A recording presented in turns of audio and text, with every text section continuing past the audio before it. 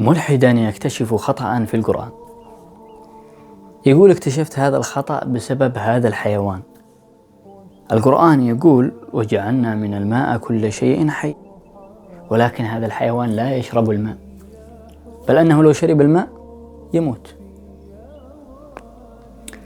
هذا الحيوان يسمى فأر الكنغر، وهو يشبه الكنغر والفار في الوقت ذاته. بحط لكم صورته. يعيش هذا الكائن في غرب أمريكا الشمالية في الصحراء الجافة. أراد العلماء قبل فترة يكتشفوا هذا الكائن، فأجروا عليه بعض الفحوصات والتحاليل.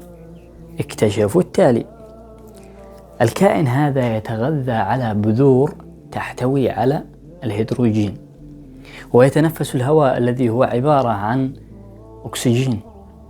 والماء كما تعرف أيها الفاهم عبارة عن ذرتي هيدروجين وذرة أكسجين.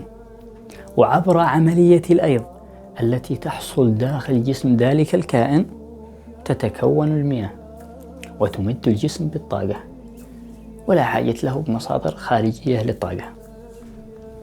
فسبحان الخالق. اشربوا الماء، اشربوا الماء لعل عقولكم تعود.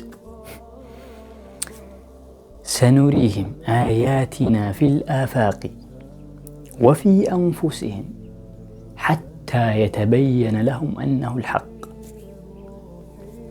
السلام عليكم.